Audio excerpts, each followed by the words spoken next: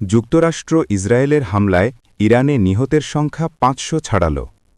Iran red ক্রিসেন্টের দেওয়া তথ্যমতে এখন পর্যন্ত দেশটির অন্তত ১৩১টি শহর এই বিধ্বংসী হামলার শিকার হয়েছে। সামরিক স্থাপনার পাশাপাশি অনেক জায়গায় আবাসিক এলাকা ও বেসামরিক অবকাঠামো লক্ষ্যবস্তু হওয়ায় হতাহত ও ক্ষয়ক্ষতির পরিমাণ বহুগুণ বেড়ে গেছে। রেড ক্রিসেন্টের মানবিক মিশনের নেতৃত্বে আক্রান্ত শহরগুলোতে উদ্ধার তৎপরতা বিরতিহীনভাবে চলছে।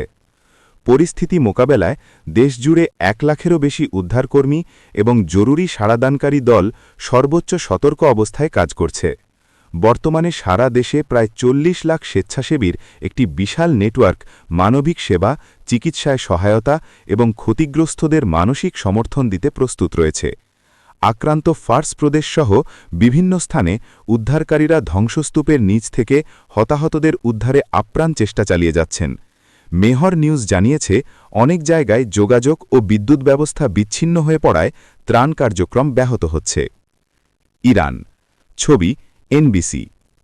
ইরান রেড ক্রিসেন্টের পক্ষ থেকে জানানো হয়েছে, বর্তমান পরিস্থিতির ভয়াবহতা বিবেচনায় তারা পূর্ণ শক্তিতে ত্রাণ ও উদ্ধার অভিযান অব্যাহত রেখেছে।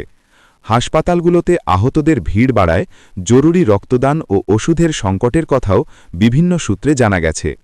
স্বেচ্ছাসেবীদের এই বিশাল বাহিনী উদ্ধার অভিযানের পাশাপাশি গৃহহীন হয়ে পড়া নাগরিকদের আশ্রয় ও খাদ্য নিশ্চিত করতে কাজ করছে।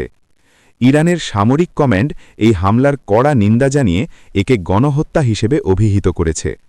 অন্যদিকে যুক্তরাষ্ট্র ও ইসরায়েল দাবি করেছে যে তারা কেবল ইরানের সামরিক সক্ষমতাকে লক্ষ্য করে হামলা চালাচ্ছে। তবে রেড ক্রিসেন্টের দেওয়া পরিসংখ্যান অনুযায়ী বিশাল সংখ্যক বেসামরিক মানুষের প্রাণহানি ও বিপুল সংখ্যক শহর ক্ষতিগ্রস্ত হওয়ায় আন্তর্জাতিক মহলে গভীর উদ্বেগ ছড়িয়ে পড়েছে। বর্তমানে উদ্ধার কার্যক্রমই ইরানের প্রধান অগ্রাধিকার হয়ে দাঁড়িয়েছে, যদিও আকাশপথে আরও হামলার শঙ্কা কাটেনি। রেড ক্রিসেন্ট জানিয়েছে, তারা যে কোনো জরুরি পরিস্থিতি মোকাবেলায় তাদের স্বেচ্ছাসেবক বাহিনীকে মাঠ পর্যায়ে সক্রিয় রেখেছে। সূত্র আল জাজিরা।